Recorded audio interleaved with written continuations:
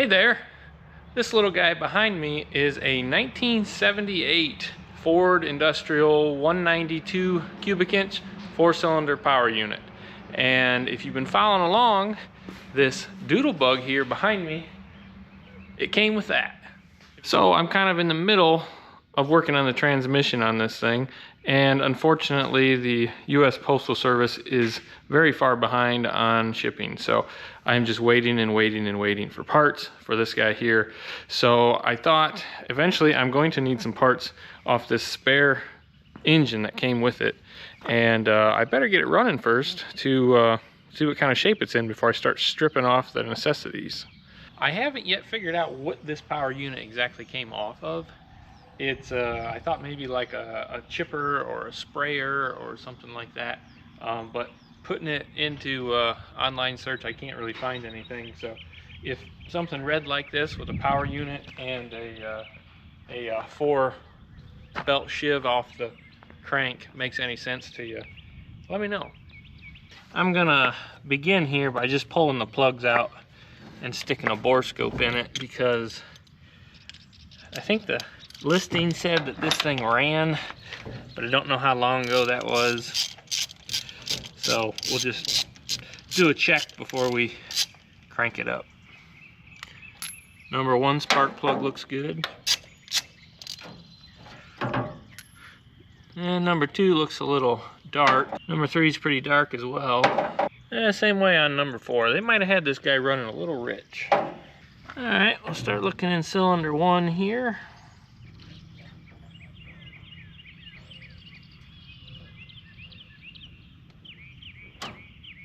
Looks really clean in there for what it is. There's even a little bit of cross hatching left on that cylinder.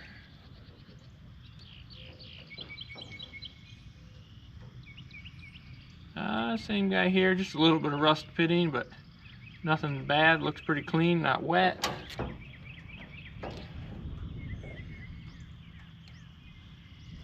Same here. Not too bad. And yeah, same on number 4. Looks like we've got a probably a decent engine here. And I'll shoot a little oil in there, because if I don't show you, somebody always likes to comment on how I didn't do it. Next, I'm just gonna throw a battery in here so we can crank it over and see if it's got spark and oil pressure and all that good stuff. There's a couple people asked on the last video, like, how do you know if it was hooked up positive or negative ground? The best way is to just look at the amp gauge and you can see which way from there, but a lot of times if they've been run the same way for a long time, your terminals, your negative is always smaller. So if you just hook it up the way they fit, generally you're going to be right. No guarantee. If you had seen the Will It Run video on the Doodlebug itself, you might remember that the rotor was really loose on the tractor, and we stole the little clip out of this guy, so we need to put that back in.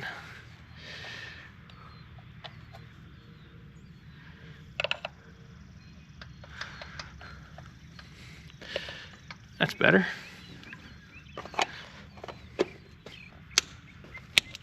Let's see if we can crank it over and if it's got oil pressure or not. Okay, I had to figure out where I hid the key out of this thing.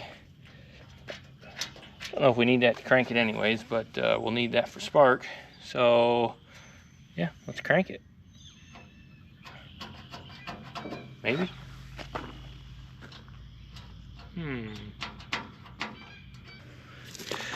What do we got going here? That guy, this guy, plug-ins, more plug-ins. Turn the key on. Will it crank? Yep, gotta have the key on. Alright, well, we're rubbing the shroud in there somewhere, it sounds like, but it's not a big deal. Let's crank it and see if we can build a little oil pressure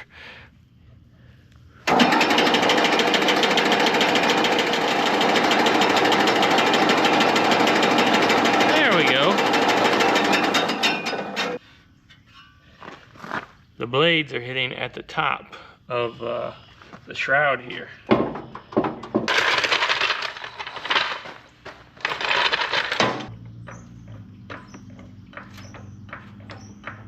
Something tells me by pushing up on this shroud, that's not going to hit anymore.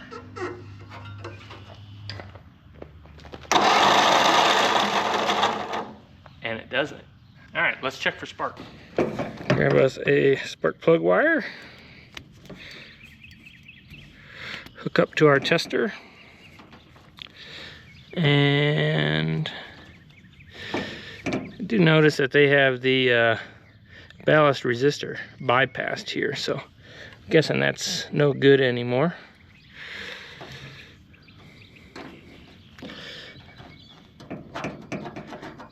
Well, if there's enough ground on that sheet metal or not, let's find out.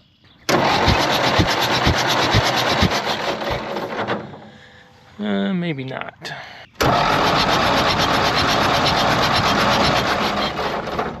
It's like no spark. Let's do some troubleshooting. Okay, we're just going to use a trouble light here and see if we got power going into our coil.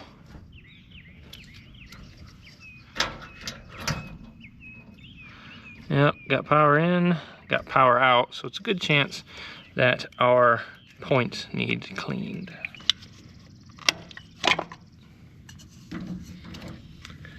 The rotor looks nearly new, as does the dust cover. Don't lose this little tang or our gasket.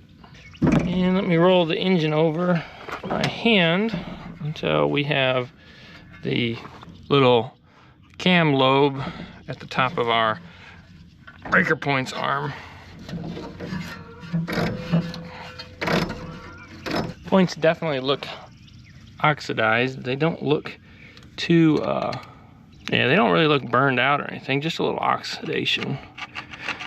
A little oxidation, I should say a lot. Look at all that on the file. I would say that's a lot of oxidation, and likely what our problem was. Yeah, both sides, very oxidized. And we'll check the gap while we're in here. And they are just about perfect. Let's crank it over and see if we see any sparks coming from those points now. Oh, yes they do. Turn the ignition back off. Put this back together. I assume we're gonna have spark now. And I don't think I showed you, but engine oil in here is pretty good. It's right up to the top. And this distributor, I'm sure, could use a little bit of oil. So if you just take your dipstick and you put it in there and you wipe it down, you now have oil on your distributor shaft. Always a good source for a couple drops. Just use your dipstick. All right, try 2 on the spark.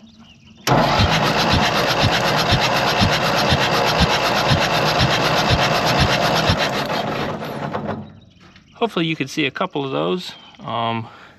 Frame rate of the camera will hide it sometimes, but we have good blue spark reliably. So let me put these plugs back in and we'll move on to the fuel system.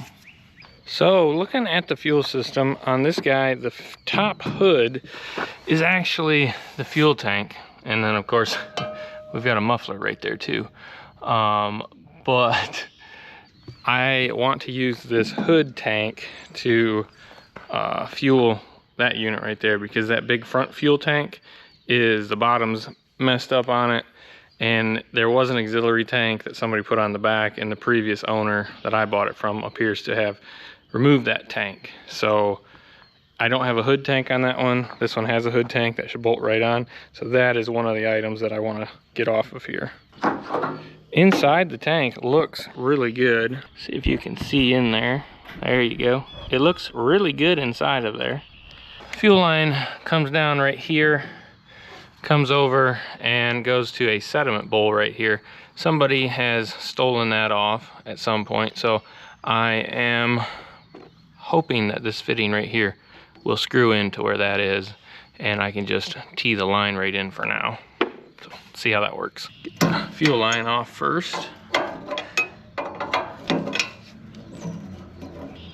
And see if we can get this fitting off.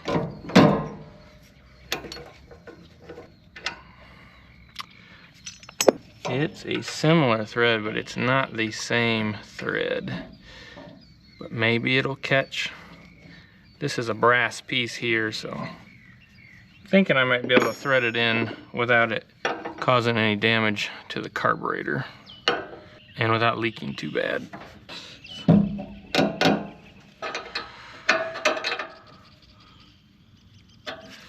Yeah, we'll see if that works. It might leak. Come down here and pull the drain out of the carburetor. I'm hoping the actual carburetor is in decent condition because of how clean the tank is. But we will see. It's a good sign. No goop on the drain plug. I'm going to add just a bit of fuel into the tank to see if we get anything draining out of that carburetor. Well, there's either a valve off or the engine is too far slanted that direction. There's a valve, I believe. That looks to be shut. Get that open a little bit.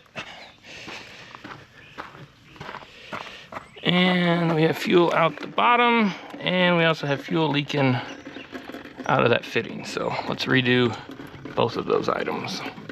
I put a substantial amount of Teflon tape on those threads to get us by for now. Put the bottom plug back in and the fuel valves back on, and we don't seem to be leaking. So I think we're good on the fuel side, unless the carburetor has some unforeseen issues, but it really seems like it's clean. Lastly, before we fire this thing off, let's see what we've got for coolant. Looks like we don't have any coolant, so let's get some to top it off. Only the finest secondhand coolant for derelict machinery around here.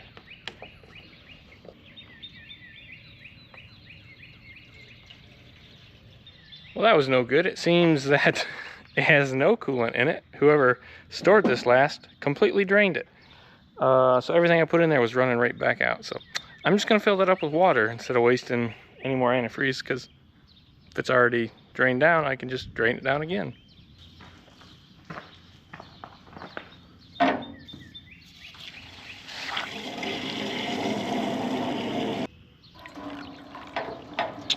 There we go.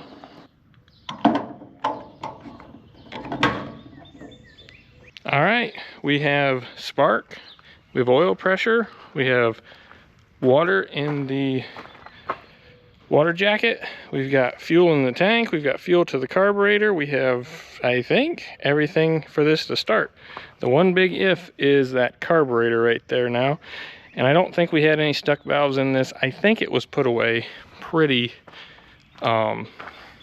carefully, like they meant to store this one when it last got put up.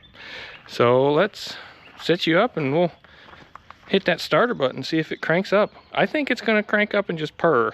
What do you think? Leave a comment below. Coughs, sputters, misfires, I'll give you a second. Leave a comment. What do we got going here? Is it gonna just purr like a kitten, or do we got a project?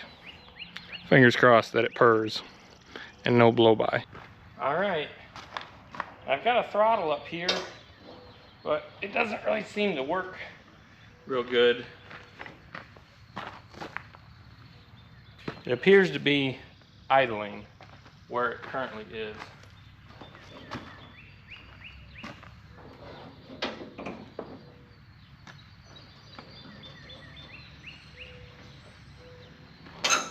There we go. Now it's working. Give it a little bit of throttle. Give it the choke. And let's try it.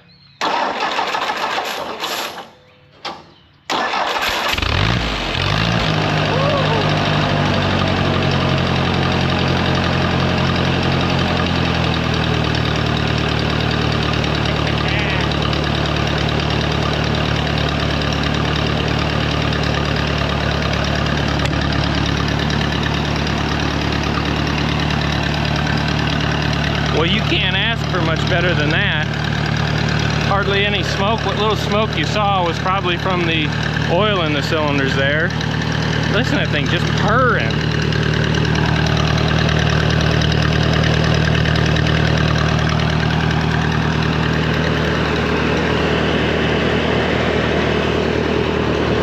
Something a little bit interesting, so that power unit blows the air that direction and this one sucks it in like it normally would.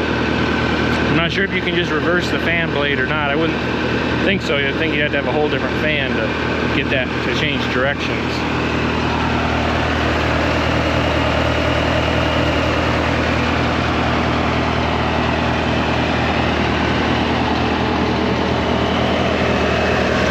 Great oil pressure.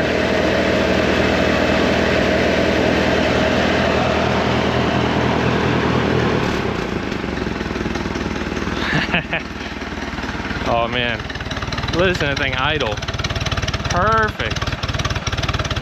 And it's got maybe running a little rich, but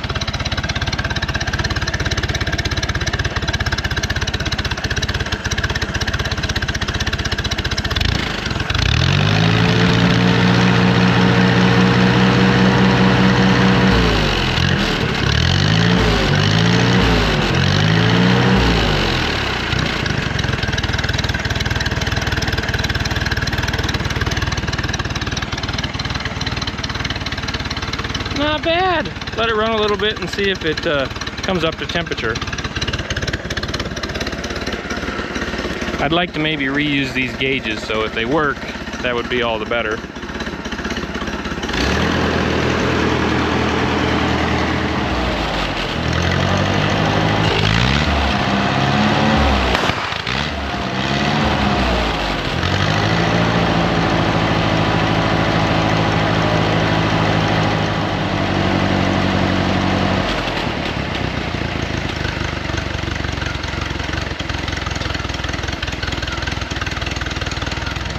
Had it running here for a while now and it still sounds great, carrying good oil pressure. It does not appear that the temperature gauge is working.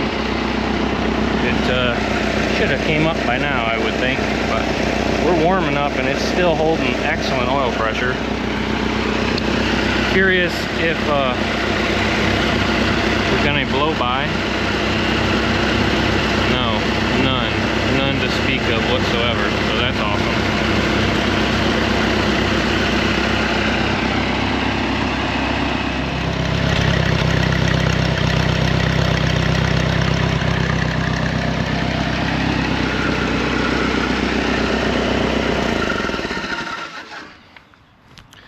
Well, I'm really pleased with that. I'm not sure what exactly I'm going to do with this engine. When I bought the whole contraption, this engine came with it, and it seemed like they were going to just take this engine, because it was known as a good runner, allegedly, and put it in that thing. But, you know, if you've seen the videos, I've got that engine running really good, so I don't really see the need to put it in there. It's, I think, nearly an identical exterior engine. It's just basically a larger bore, I think, to get from the 172 to the 192. But because of that, some things are different. The carburetor's larger on this one. I'm not sure if it's the exact same manifold, but a lot of the parts can interchange. What I really want off of it is I want the hood, I want the radiator shell and the radiator, I want the exhaust manifold is in better shape, and then my thought was I would strip all the accessories off of it and sell this engine as a long block, and I think that might be the best way to go. Then I could get a little bit of money back on the initial project, because honestly, if this engine ends up needing work, I think I'd rather just rebuild the 172 than put a 192 in it, because there's no, I don't know, I feel like this would probably be more economic on fuel for just, you know, buzzing around and stuff, and it doesn't need a bigger engine really. This is plenty good for the size of the machine. We're not pulling a plow or anything with it, it's just to move around. But yeah, I actually kind of looking now, the manifolds do look different on it, so I'm not sure how many parts I'll be able to swap out. But I would think if the starter's the same, the generators are the same and stuff like that, I would rather just, you know, swap that kind of thing out. But I want to get away from this over the top exhaust deal, and I would kind of like to bring it out the back and down or something. Just not this. I don't like whatever this is. It's just a big spot to burn your arm. Here's a little sneak peek at the video that's not getting completed right now. We have transmission parts. I'll leave it at that. I will go over the two and see what parts I can keep and which ones aren't worth keeping, and maybe see if this engine has some value, if that can be bolted right into a tractor, or if it's a different, like, sometimes I think the blocks are different on the back here. I don't know if it just needs a different plate, or, you know, if that's even usable to somebody else. If it is, I'll sell it. If it's not, I'll just, I guess, keep it in a barn somewhere. And if this thing ever needs another engine, we've got one. But I don't see that happening. Well, anyways, that's enough of me rambling about this thing. You guys saw me get it running. You heard it run. I think it's a great engine. It might be for sale in long block form in the future. Not sure. So if this is something that you could use, just the base engine block, internal assembly, except without any of the accessories, feel free to shoot me an email. We can maybe work out a deal. We'll see. But yeah, appreciate y'all watching. Hopefully you enjoyed seeing this thing come back to life. I don't know how long it's been since it's ran, but I'm guessing in the neighborhood of 20 years. It was just stored properly, which made it way easier to get back going. So hopefully this is a shorter video overall, and do appreciate y'all watching, and I hope to see you on the next one.